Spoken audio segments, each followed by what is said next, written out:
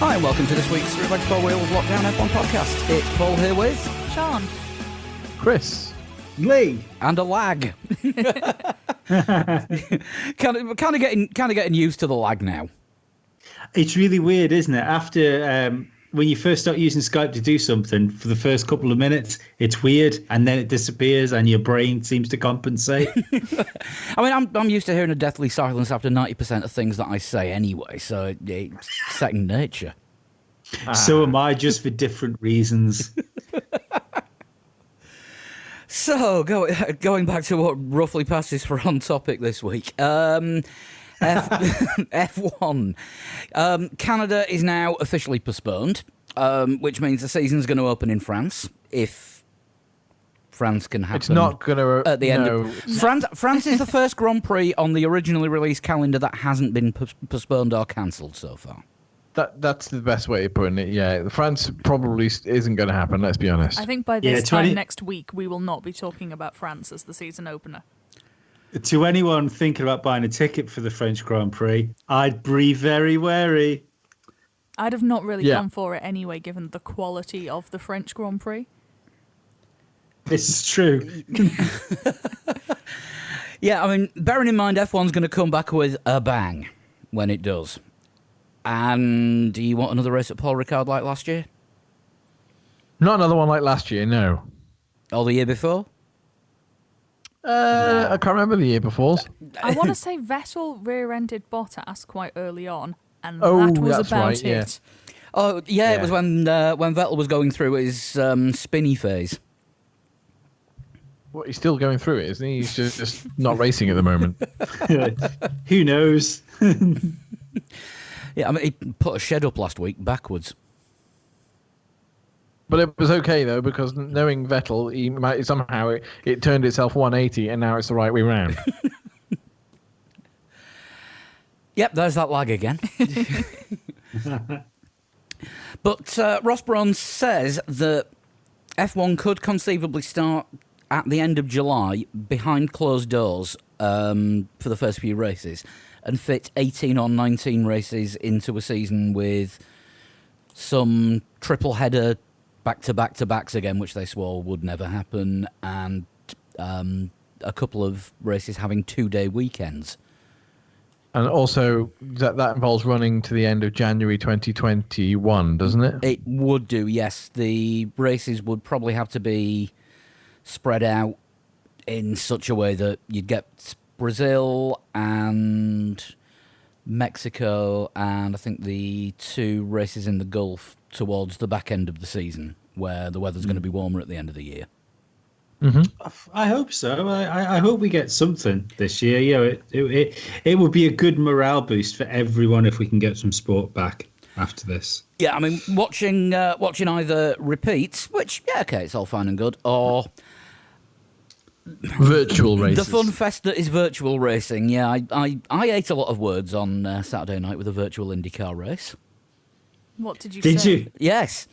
I said, about 5 minutes before it started, this has probably been the best of the ones that we've seen so far because it's got proper drivers in and they've not brought any celebrities and there's no dicking about and it's just actual proper racing.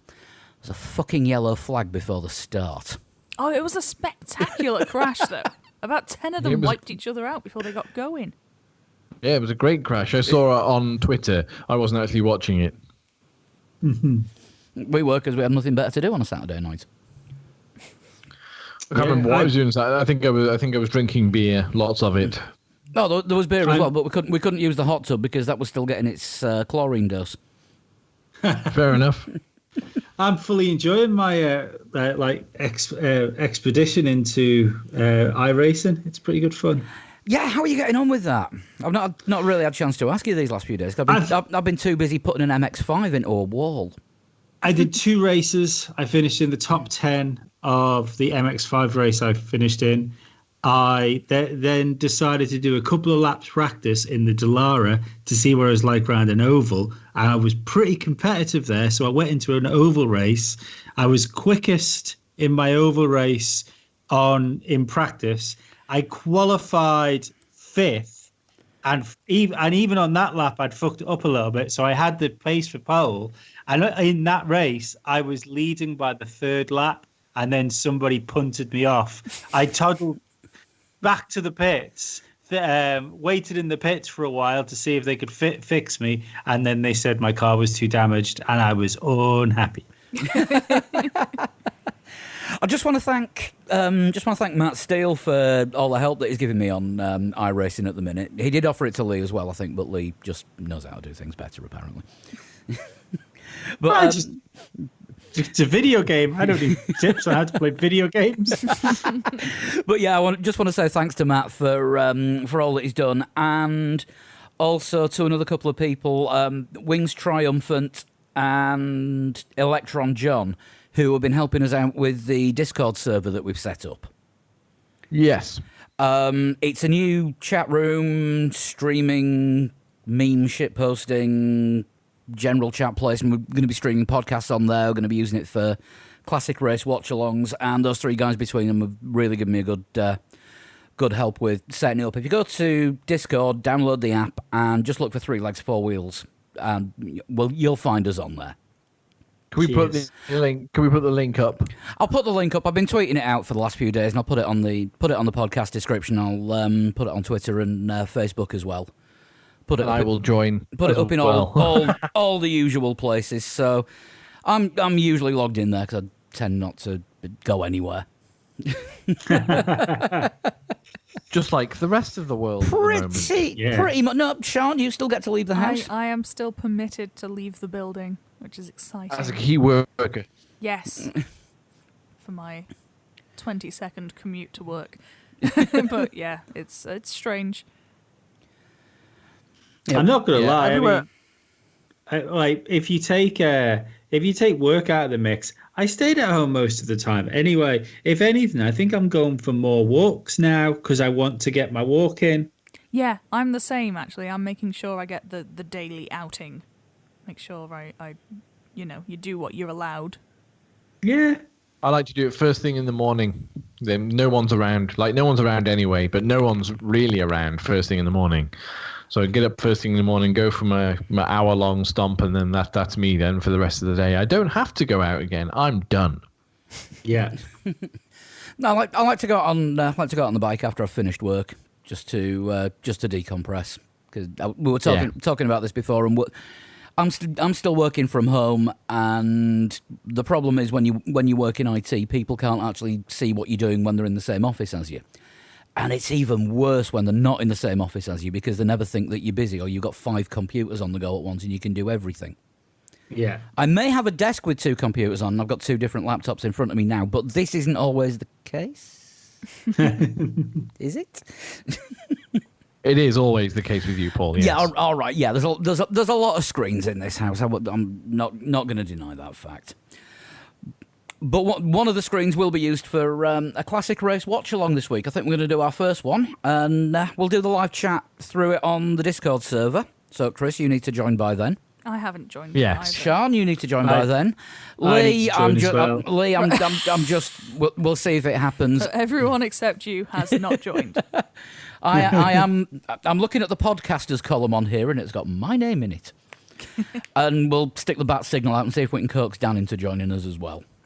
That'd be nice. So you mean this isn't his fault because he left the podcast and then this happened? The world goes to crap when Dan's not around. We're gonna have to draft him in one Monday if he's allowed an internet connection now that his other half has got access to Disney Plus. Well, we've also got access to Disney Plus now. And did anyone see the hilarious Facebook post that my fiance posted? Did anyone in the group see that? No. Did you see that? Nope. Doesn't ring a bell. I asked, Izzy she was like, what do you want to watch? And I said, is there anything on about the Nazis? And she went, I'm searching Disney Plus. And she thought that was hilarious, so she put it on Facebook. Meanwhile, I searched Nazis and found some National Geographic documentaries about the Nazis. So I won. So you are now the best Nazi hunter in your house. Yes. I don't know. I'm not. I mean, it is probably worth putting some context to this. I'm not a Nazi. Well, thanks for clearing that up. You think you know someone for years. Did you know the thing about the Disney Animation Studio and the working conditions being so bad years ago? Yeah, I do. Yeah, and also That- Walt Disney himself was a supporter of the The German National Socialists. well, apparently the working conditions were so bad the artists used to call the office Mausewitz. Yeah, And then when they cottoned on to that, and it was like a sackable offence to call it Mausewitz, they started calling it Duckow. yeah, that's a genuine actual real. I've heard that a couple times before. I thought I had an editing job to do last week. No, that one's staying in. Walt Disney is dead, Yeah. so he can't be libelled. Well, from the correct. neck down, but the head's still frozen, isn't it? True. He's going to be the first Futurama head, isn't he? Oh, Well, God. absolutely. So, on the subject of streaming services, as F1 TV is now free, we'll do our first classic race watch along. So, 8 o'clock UK time on Thursday, looking at the calendar, which Thursday is the 16th, unless I'm sorely mistaken. That is the 16th. I was very surprised to turn around to look at the calendar and see a cat's arse instead. So, looking at the cat's arse and the calendar, Thursday the 16th, 8 o'clock UK time, and 2007 Brazil Grand Prix. Sounds good. Yeah, can do. That sounds like a good choice. Yeah, I think that would be a good one to start with, and we'll keep doing them regularly while there's nothing new to watch. Yeah, I was Yeah. asked for. I gave a list of decent races for someone to watch on Twitter, saying, wow, I think it was after the Monaco '96 watch through that Formula One did. It was like, what other races should I watch? And I was like, well, there's this, that, and that. And I gave a whole load of a list, some of which Formula One decided to show recently. But I forgot one of the best ones. I forgot Belgium '98. Oh yes, the mega pile-up. Yeah, how can I forget that? That's probably one of the best races from the '90s. So we should do that at some point. I think that might be the second one. Probably do that over the weekend. Be a cool one Can for do. me to talk about that as well, because I was there. What 1998? Yeah. Cool. Right, so that's our first two done. We'll do the first one on Saturday, and then we'll decide on a date for Belgium '98 later in the week. We're doing the first one on Thursday. Doing the first one on Thursday. Sorry, it's been a long We're day. making it up as we go along. So hang on. That's how we've done this Wait. for the last 5 years, isn't it? It is, yeah, and I'm just gonna call that into question, because if we are putting this podcast out on a Wednesday now, are we going to give people less than 24 hours to listen to the podcast and join into the chat? No, because it will already be available on Facebook and Twitter. Ta-da! Okay, that's fine. Because by the time you're listening to this is a repeat. Producing the show on the fly. Look at that. Like I say, isn't this what we've done for around about the last 5 years? Yes. Pretty much. So what do we think to the idea of the closed door races to kick the season off? If If it gets racing back, I'm down for it. It's Yeah, it might be a bit weird not having any fans there, but you've got to take the. You beggars can't be choosers. You can't have the races and have the audiences and have this virus still, prevalent. It's just not a thing that can happen. So, if you can have the race but not have people there, then that's something I think we're all going to have to take for maybe a couple of months. One who absolutely. isn't keen on taking that is Zandvoort. They've come out and said that they would not be keen to see that. And I think we're all fairly confident that it's Heineken that are paying for that race anyway. So it could be interesting to see what sway sponsors have on that kind of thing. It would be, yeah. I mean, I suppose the big question would be is what would they prefer? Would they prefer no race? Would they prefer no race than a closed race? That seems silly. Yeah, I mean the thing is they sort of busted their asses to get the track in place for this year because they've only had 1 year to do it really since the announcement, and the work was carrying on right up until I think it was second week of February where they finally finished it and released the first lap footage with obviously Max Verstappen going round. Yeah. And I would have thought it would be preferable to at least have something there to show that they can have racing on that track.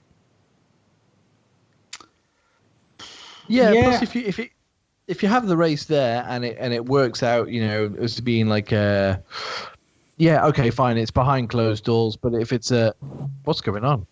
That was me catching my microphone by accident. Oh, okay. But if we, if there's a race there and it's it's fairly decent race, I'm not talking like an instant classic, but if it's a fairly decent race, surely that's an even better advertisement for Zandvoort. The next time that that they are allowed fans in, they'll probably be able to sell it 3-4 times over if there's a good race there the first time. It's just, to me, it seems a bit counterproductive to be like, oh no, we don't want to race behind closed doors. Like Lee said, do you want to race or not? Yeah. Yeah, it makes no sense to, cutting your own nose off to spite your race.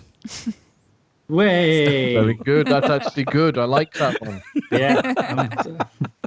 I'll allow it. I am allowed one a week now, Approved. at least. But yeah, it does, like you say, Chris, it does really seem counterproductive and a little bit foot stamping. Like, oh, well, you're not going to do it, are we? We're not going to do it at all. And yeah. But that is what sponsors usually complain about. It is, Yeah. yeah. But I mean, Whether- you've seen Ross Brawn saying... Go on, sorry. Oh no, you started. I was just going I was going to say, we could see Ross Brawn saying that we could probably get 18 or 19 races in if we started by the end of July, as you say, including the end of January. But the calendar is going to be, it's not going to be, the calendar as we know it, is it? But there are some people thinking that we could run 2 races at the same circuits. We discussed last week, didn't we, maybe having a couple at Silverstone. I mean, you could end up bringing, I'll just throw it out there, maybe 2 races at Hockenheim as well, or maybe even 2 at Zandvoort. If they'll allow 1, maybe they'll give them a second one as well. Or how about 2 at Paul Ricard on all those different configurations that I'll get me coat now. You probably have the entire championship at Paul Ricard, but I mean, that's it then. Formula One is closed for good. Yeah, but at least on some of the configurations, they've got the sprinklers. Oh, yay. If it's going to happen, if it's going to happen, you'd imagine the best chance of it happening would be the first race at Silverstone, if they're talking July. Yeah, I mean, Well, Silverstone's not officially postponed, is it? no, And all the teams are here. There's limited travel, because of what you're only talking 2 teams, 3 teams, 2 teams. 3 teams. 2. two, 3.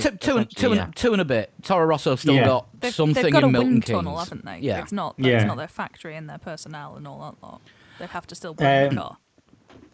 Although, Yeah, so although that's- God knows what the situation with Haas is, because the wings are in Switzerland and the chassis in Italy, and Team of the world, Haas. yeah, Yeah, so that would make sense to me for them to do it behind closed doors at Silverstone. Silverstone have already offered, didn't they, to do a reverse track configuration if they wanted to do 2 races there. I missed that one. Yeah, so Lando Norris approved it. He Lando said that would be really tricky. And so they might have to move some of the gravel traps, because gravel traps were obviously designed for the way that the exits of the corners are at the moment. But it's possible, and from a driver's point of view, it'd actually be a lot trickier than you think. They have got a few different configurations anyway at Silverstone, haven't they? They've got the national circuit, and there's the Grand Prix circuit and other bits And the pieces. club circuit, I think, is the other one. It's like north and south sections, and then the Grand Prix circuit's the whole thing. So yeah, I mean that could easily be doable. If we get racing this year, I think it's not going to be like any other year that we've ever seen. no, well, I mean, realistically, The rest of this year is like that, isn't it? Really, Yeah. the whole, not just Formula One, but outside of that as well. Yeah, I agree. Sorry, I'm just trying to rescue a remote control from under a cat. Sorry, yeah, Lee, I didn't mean to cut across you. But what were you saying then? No. I was genuinely I was just agreeing with you. I didn't have anything to say. But like, I'm still cautious about whether we're going to get any racing, because we need, it's what I don't want to see is there a plane taking off? Also, someone's just started vacuuming. I have not got the hoovering vacuuming plane. Nope, noise. I can't hear that at this end. It had stopped. Yeah, what I'm worried about is that we're getting to that tricky point now where I can't help but think that certain government figures are thinking about economy before life, and that worries me when it comes to public events. What, make turning up at public events compulsory and you have to spend money if you catch anything, it's your own lookout? No, just like open the doors for things to get the economy moving again before it's ready for it. Because the whole virus, I don't quite understand how it's going to be controlled until there's a vaccine for it, like properly. It's one of those things that's hard to judge. I mean, we're in complete unknown territory here. Yes, absolutely. There's been nothing like this in most of the population of the world's lifetimes. Nope. I think the nearest thing to it was the Spanish flu pandemic at the start of the last century. Which, to be fair, was much worse than what this is. Because not a lot of people were killed by Spanish flu than they were in the First World War. Because not a lot of people knew it was actually a thing, because there wasn't mass information to the same degree that we've got now. Oh, I mean, obviously, like medicine as well wasn't anywhere near what it is now. But yeah, I can't remember how many people died during that. It was loads, though, wasn't it? It was over 1 million. 50 million. Wow, crazy. That's a lot of people. So yeah, I hope that there's some sense in this. I mean, it's easy to think that the decisions that were made will be the right decisions, but considering that we've already tried to go to Australia and have a race already this year, then we're not exactly batting 100 in Formula One at good decisions, are we? This year hasn't been the best year for making choices, and I think any decisions that get made in the future have to be taken with a lot more care, consideration, and somebody's got to step up and take responsibility for it, which was kind of what didn't happen in Australia. Yeah. Because the organisers were saying one thing, F1 was saying another, the FIA was saying another, and everyone was trying to pass the buck for not running the race onto somebody else. Meanwhile, Seb and Kimi are already on a plane on the way to Dubai. Before it was meant to happen, McLaren had already gone home. Then Mercedes writing to F1 and saying, "We really don't want this to happen." Then the dominoes start to fall. But it should never have got to that stage in the first place. But as they say, hindsight is always 20/20. Yeah, you can. It's easy to say that, but realistically, we're not looking at it in hindsight, because when it was going on and when we were going there, like the episode before the Australian Grand Prix was Scarbs, we were sat here going, "This is a ridiculous idea." Do you know what I mean? It's not like we've changed our tune with hindsight. It's just become more apparent how right we are. Maybe we should be listened to more. I think we should be listened to more, Sean. I think that's a fucking fine idea. I think I should certainly be listened to more in my own fucking house. You live with 2 cats and a baby. You don't have a chance. Listen, that's Laura you're talking about there.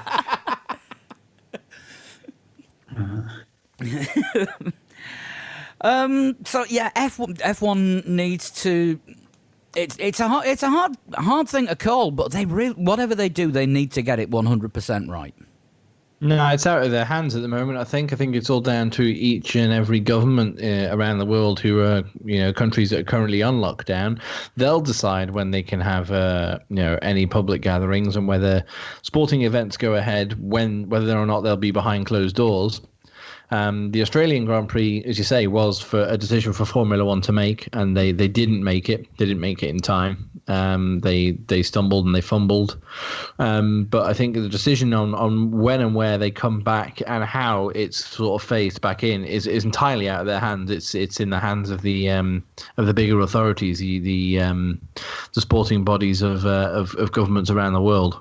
Yeah. Yeah. The thing that gets me, and this is a massive irony, when sport does come back, when everybody's allowed out again and we're not on lockdown, everybody's going to stay in and watch sport. Yes. I've thought this, like, there's a lot of complaining from people saying, I want to get back to work, this is ridiculous, I want to get back from work. You fucking know that Monday that everyone can go back, there'll be so many sick days. People will be complaining about give it a week and it'll be like, Sorry, yeah, go on. give it a week and it'll be like, oh God, I missed the lockdown. Do you know what? I think this is one thing. The way I'm looking at this, regardless of, obviously there's financial issues that come with taking so much time off work and stuff like that. But if you think about it, if someone turned around to you and said that, you were going to be forced to actually take some like genuine downtime, where you couldn't do anything. Like if someone had said that to you a couple of months ago, you'd have jumped at it. So the way I'm trying to get myself like through this sort of thing mentally now is just appreciating the time. Yeah, same here. I always said that in my, if I didn't have work and I didn't need to work, what would I spend my time doing? And I said to myself, I'd learn languages. So that's what I started doing. I started learning French, Italian, and German. And get them up to scratch, because it's one of the things that you said that. What would you do if you won the lottery? Oh well, I'd do this and I'd do that. Well, we haven't won the lottery, as in like we've got lots of money, but we're not really working at the moment. Well, some of us aren't working, but what are we actually going to do with our time? Well, let's do the things that we said we would do if we had all the time in the world. Yeah, it's when you get the opportunity to actually find out what would happen in a situation like that. It's like, the classic question, what 3 things would you grab if your house was on fire? Yeah. So you don't know that until your house is on fire. Yeah, as it turned out for me, it was my budgie, a leather jacket, and a bottle of Glenfiddich. The really annoying thing was I left my cigarettes in the house. Do you still have the leather jacket? No, it got nicked about a month later. Oh, fuck it. And of course, the budgie's no longer with us, and the bottle of Glenfiddich didn't see the night out. Oh. Mainly because I was sat in my next door neighbour's house after I had a fire in my own.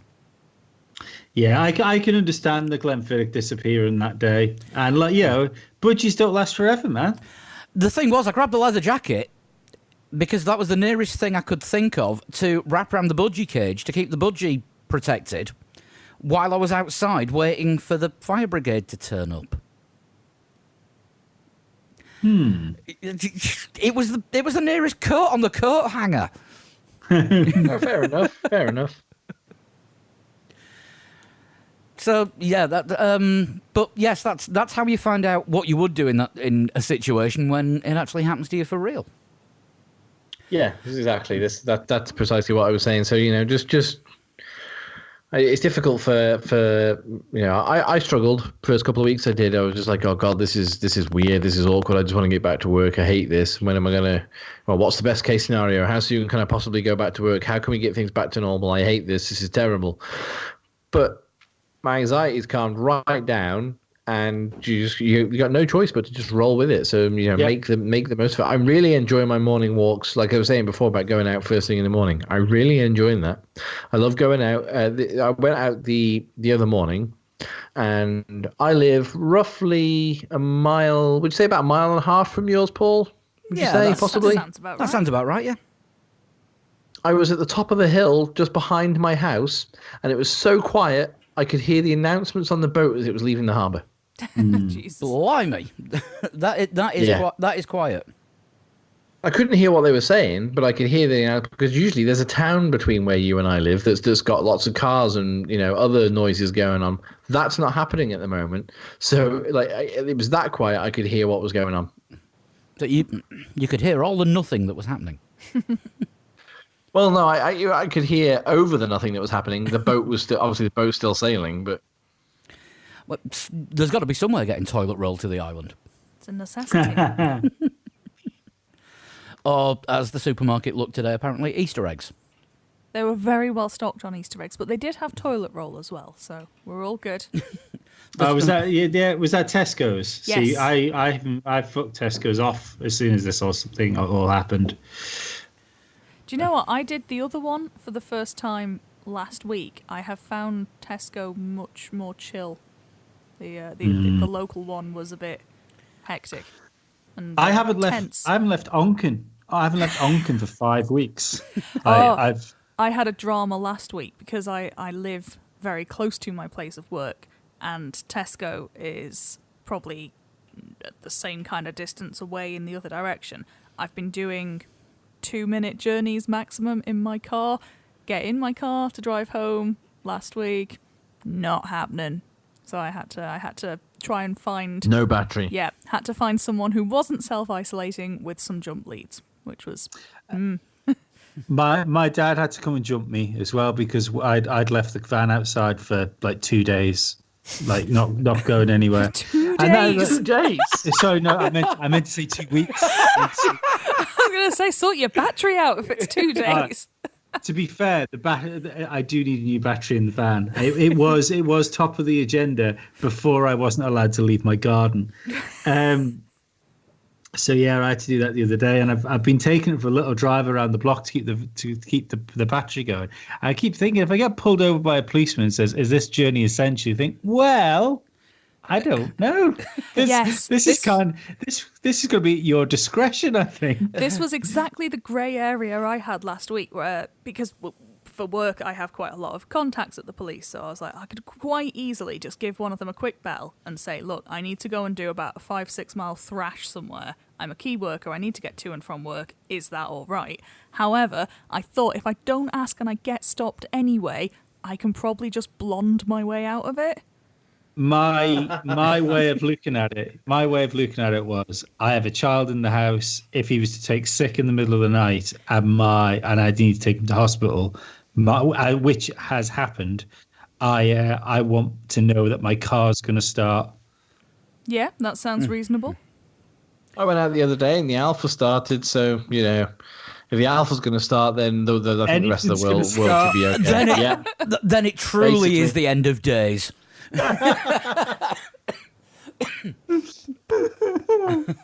Sorry, I was just doing my impression of a normal Alpha starting then. That terrifies me now. I know the world's fucked. The Alpha started and your van didn't. If we can rely on an Alpha, like truly what happens now? Oh dear God! I hate to bring it down after that, but unfortunately, this weekend, I would say the greatest F1 driver never to win a world title sadly passed away, Sir Sterling Moss. I think you'll forget Yukio Katayama. One of the greatest Grand Prix winners never to take a world title. Thank you.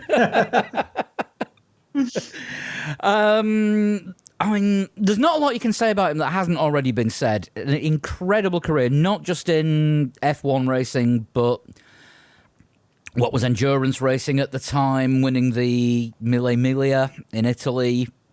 In a record time, that still was stands. never broken. I mean, all right, it was only run sort of 2 or 3 more times after he set that time. Because it's basically too dangerous just to expect a driver to jump in a car and drive 1,000 miles.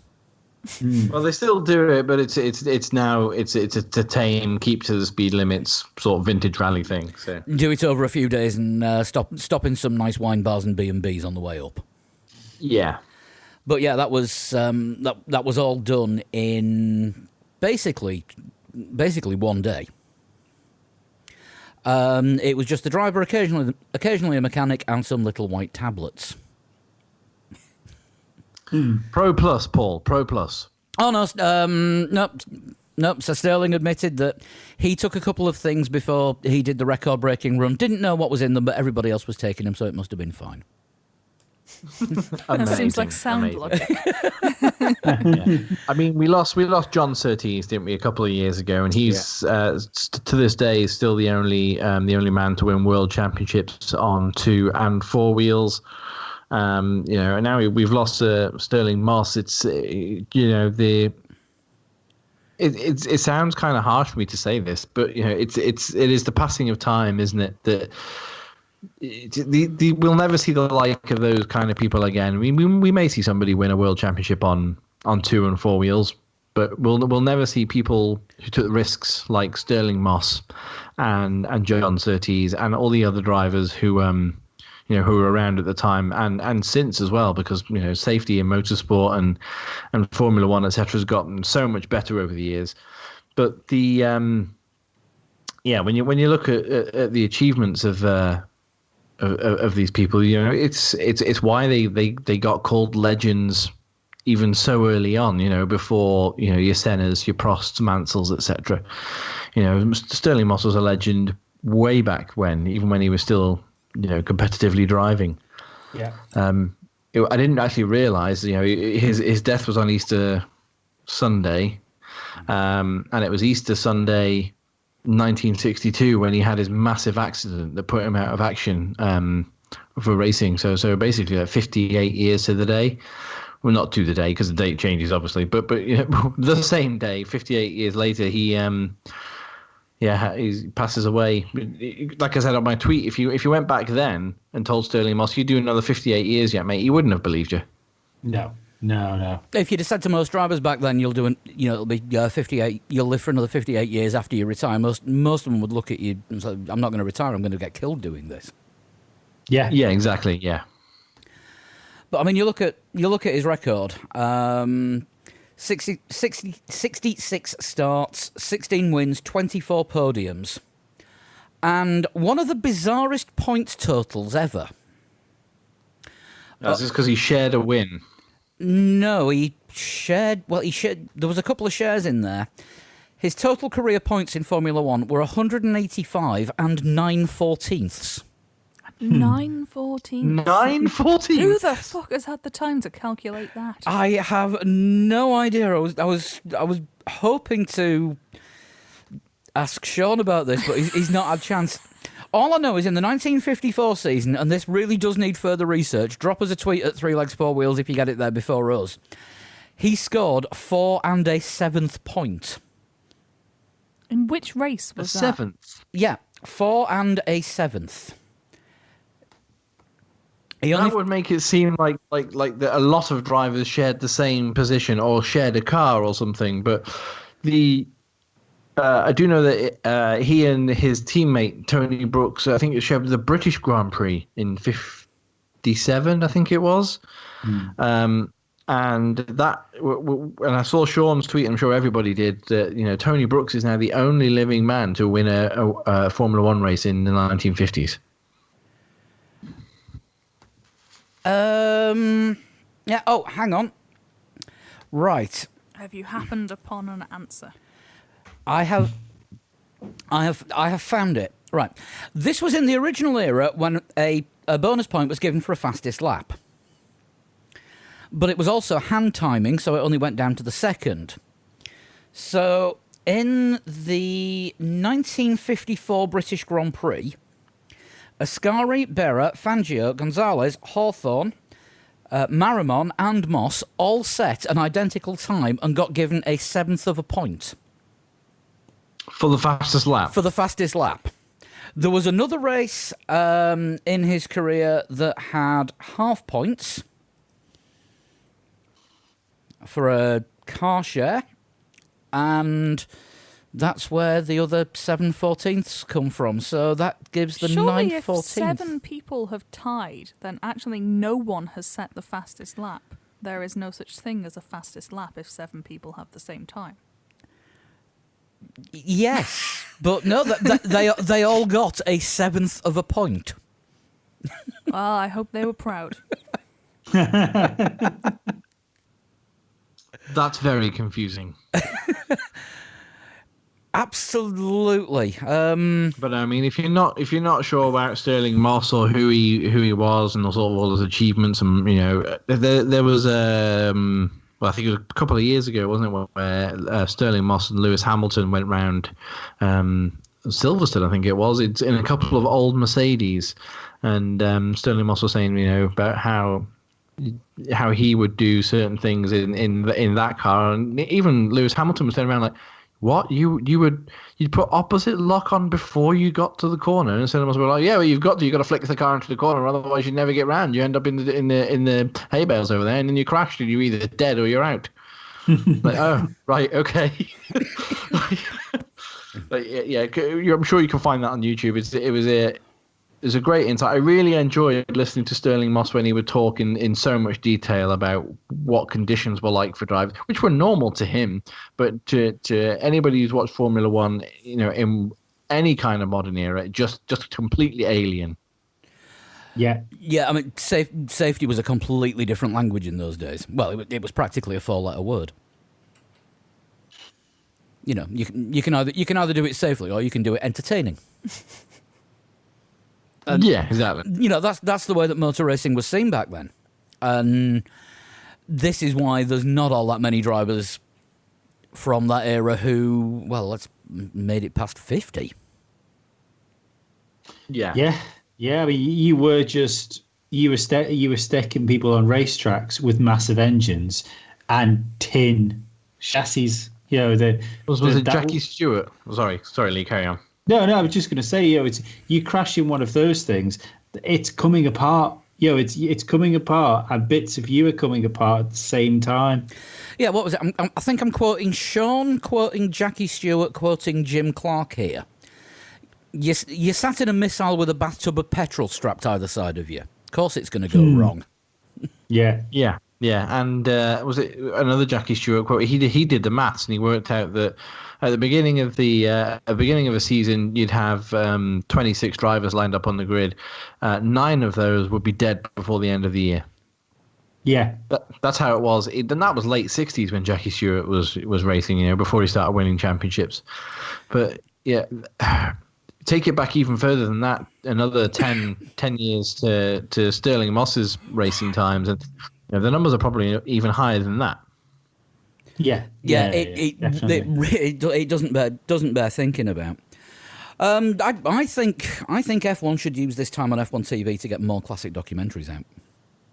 I'm sure there's archive footage that they've got access to somewhere. You can, chop some archive footage. Someone with a home studio can do a voiceover. Yeah. We will watch this. Yeah, lockdown, dock down. Yeah, if it comes to it and I find the time, I'll make my own illegal versions and post them on YouTube and get sued. No, I won't. I won't. It's okay if it's for educational purposes, Paul. Oh, yeah, that's true. Well, yeah, you try and do it and they will teach you a lesson. Right, I think it's probably time, as it usually is most weeks, for Lee to get his iPad out. Yep, yeah, I was literally just looking for one then when you said that. You fill 1 week and it's not needed. You don't fill another and it apparently is. It's difficult to predict when you can't see. That is true. It was also a lot easier when we had a theme tune. Not been a lot of news about lately then, has there, Paul? Not really, no. No. This is my attempt at filling. Whilst Lee's trying to find a total shunt. Right, I'll tell you what, good. there has been a lot. Oh, right, good. We're good to go. I'll shut up now. Yeah. This one was sent in by Chris. That's a strange surname you have there, matey. Is that hyphenated or all one? No. We'll go Botiga, something like that. Sounds like a car that Mike that I've never heard of. Like the Citroen Botiga. Well, thanks, Chris. Anyway, I'm sorry that he's butchered your surname. I was born. Well, he got that bit right, and you didn't get his name. That'll do. This is why he's got it this week, because it's unbelievably fitting. I was born in 1984. I was also born in 1984, so we're looking at somebody who'll be 36 this year. My family have been called racing royalty in my home country. Right, okay. I did not start working towards being a professional racing driver until I was 15. That is late. That is pretty late in the day. Oh, could it be Bruno Senna? Oh, no. Because his family stopped him karting when Yeah. Ayrton died. Yeah, he was karting, and he, as you say, he was stopped, and then he restarted again when he was old enough to. I think he had about 10 years out of karting before he tried single seaters. Other one I've possibly got is Karun Chandok, because his dad co-owned the Bud circuit, or still does, and was one of the best Indian rally drivers. Yeah, not a bad shout. Possibly about the right age. Yeah, I would say Karun Chandhok's roughly the same age as me. The other one as well that would jump to mind would be, completely forgotten his name, but Japanese teammate of Alonso in WEC. Kobayashi. No. His actual in the same car as him teammate. Oh, hell. Nobody... Nakajima. Nakajima. Ah, yes. Because his dad and his brother, I think, have been racing drivers also. His dad was, because his dad was the first driver to carry a camera on board for live pictures when he drove for Lotus. Oh, well, there we go. And he'd be about the right age, wouldn't he? Yeah. There we go. Few suggestions there, then. Can I have one? No. Go with Nakajima for now. Yeah, Nakajima? Yeah, Yeah. why not? Yeah, I think so. In my debut season, I posted 10 pole positions and 7 wins. That's not In necessarily. what? Yeah, that's in what Yeah. series? That's not. We're not talking great F1 winners here with these second generation drivers. Yeah, Who so said anything about F1? that's the thing. That could be like, if we were working on the races, it's Nakajima, that could be like Formula Super F3 Super Japan Formula, or- yeah. Japanese F4, Formula Nippon as it used Oh, to I be forget called. about Formula Nippon.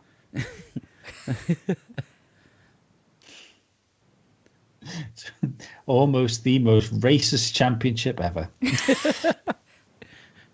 I went on to become the youngest Formula 2000 Asian champion in 2001. Still in the ballpark of Shinji Nakajima, aren't we? Mm. Yeah. Yeah. I must preface, I meant to say Formula Asia, not Formula Asian.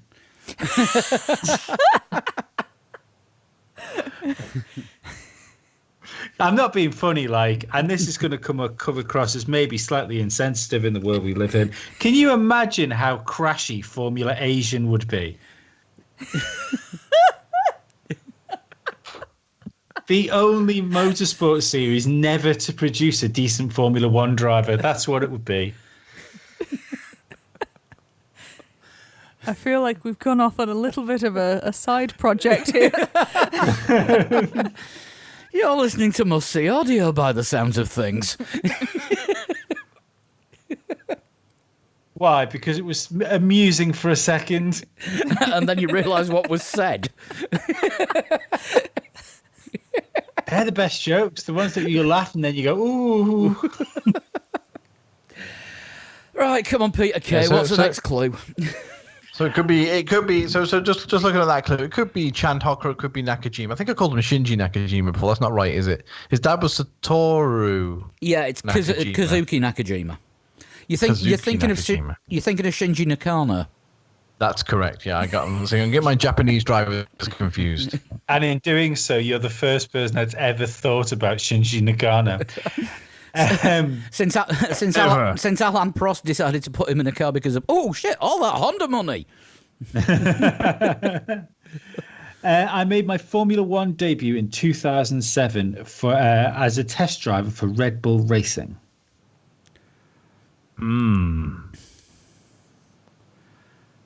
So we're probably going to rule Senna out of this. Yes. Shantok was on the Red Bull program at some point. Yes, he had a, Well, then- he had a driving license. Well, then, and a pair of legs. Not always essential for Red Bull, I don't think. No, not always. I think we're leaning more towards Karun Chandhok then, because being a Formula Asia champion, and 2007 was he? Did he do testing for Force India before he became a full-time driver? Yes, he did. I think he tested for Force India before HRT signed him. And then he was at Caterham for a very short amount of time. Yes. Yeah. Okay. Yeah, I think we're leaning more towards Karun Chandhok. I think he's roughly around the. I think he's the right age. Fits kind of entering Formula One around about the right time if this particular person gets there. Yeah, go Yeah. with Chandok for the second guess. Yeah. In GP2, I was teammates with Borja Garcia. Is that him? Borja Garcia? I don't know his Not first name. familiar with that Nope. driver. Bruno Senna. Right, well, that definitely rules out Bruno Senna. Yeah. Teammates with himself. Now, Chandok, when he made his debut, it was the same season that Bruno Senna, that is, made his debut. So that would be about the right time for them both to have been in GP2 at the same time. Yeah, I think we're still confident on this. Yeah? Yeah. My best finish was 14th in Formula One. I think we're still on the not right track. Nakajima. No. Not Nakajima. He definitely got points Yeah. at some point. No, I thought. He was already in Formula One by about sort of 2005. Yes, that's Yeah, true. he was, wasn't he? Yeah, I think still Sticking with the Chandok. stick with Chandok.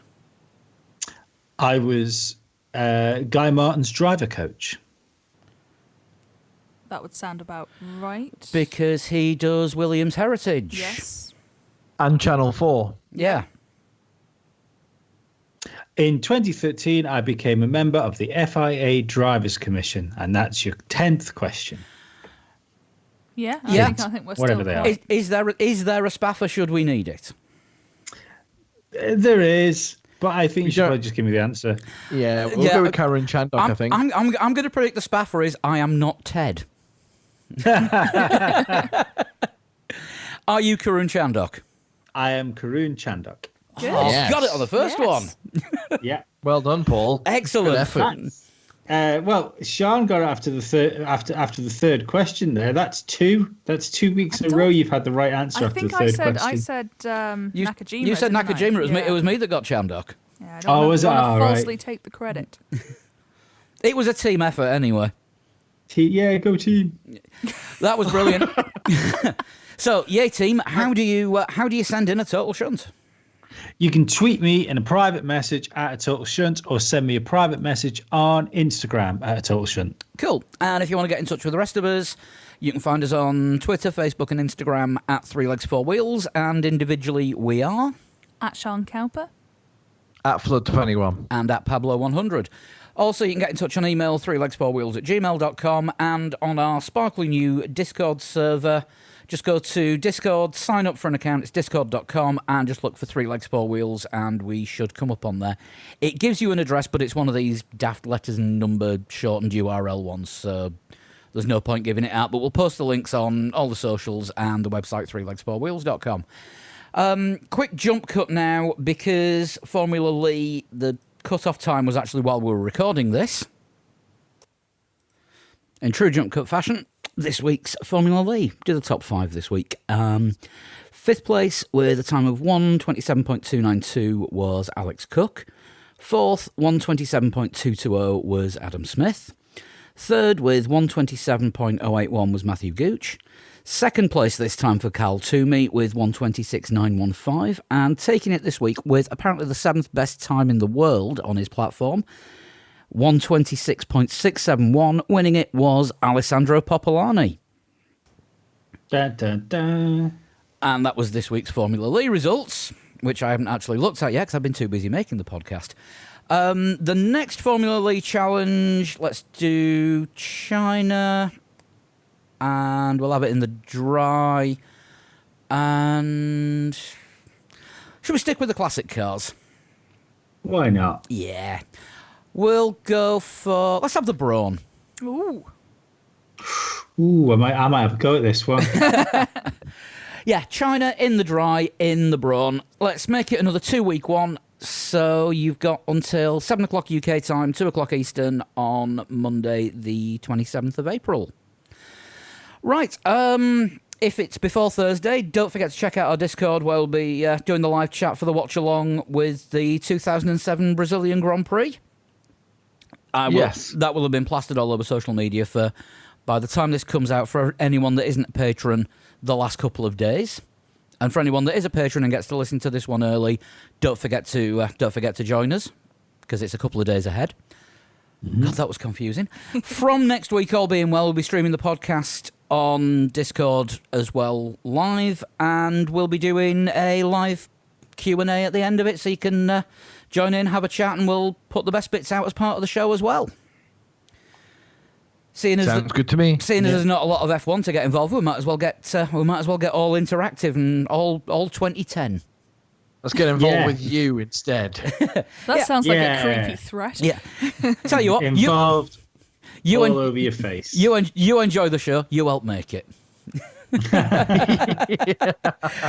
Right. Also, come and follow me on Twitter because I am 40 followers away from 1,000 now. I want my 1,000. I do have a Would spare. that be at a total shunt? That would be at a total shunt, and you should do it at fucking immediately.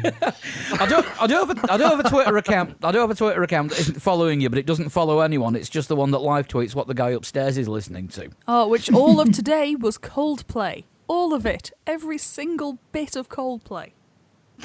Trying to make sure everybody breaks breaks their self-isolation rules I went by to playing Tesco Coldplay and I went building. for a walk to get away from this. I was on the point of going upstairs with a large pickaxe. Then I remembered I don't own one.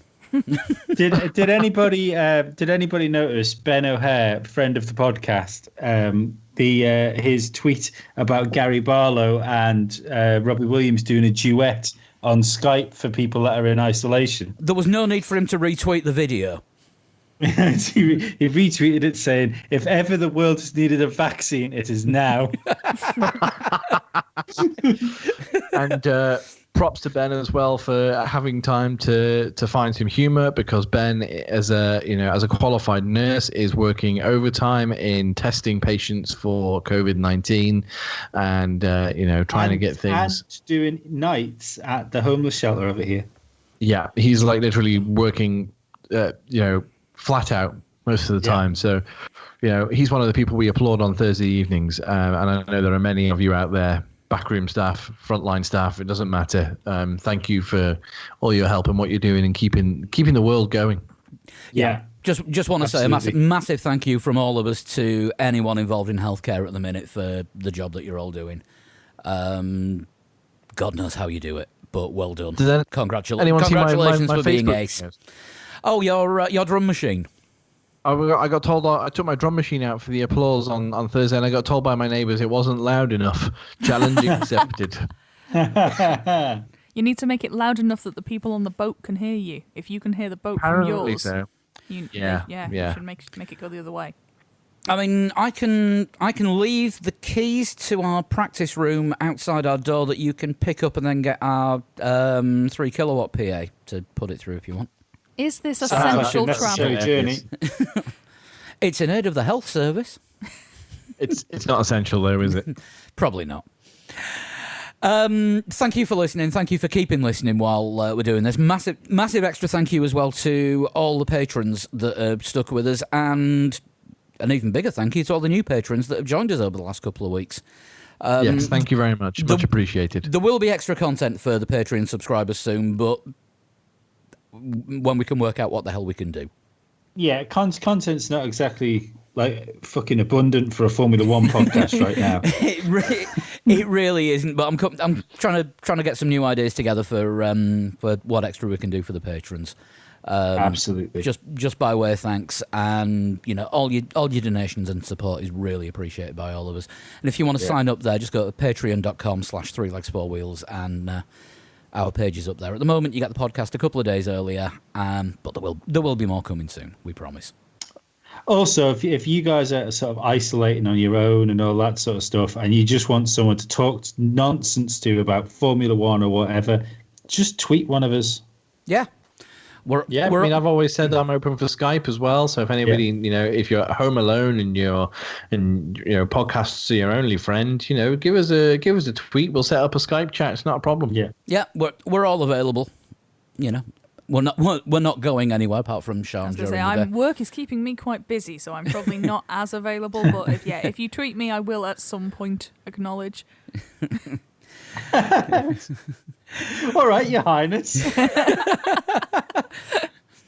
I've got to be nice to her. She's the one that goes and does the weekly shop.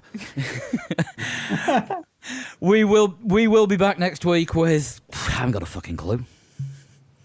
No, me neither. Egg and potato.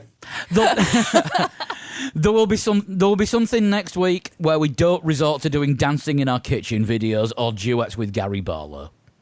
We can promise you that much. I'm never going to hit that level. Until then, this is the longest goodbye in podcast history. It was going to be a little bit. It was going to be about 2 sentences shorter, but you cut me off. We will be back next week. Until then, stay safe. We'll see you soon. Bye-bye. Bye.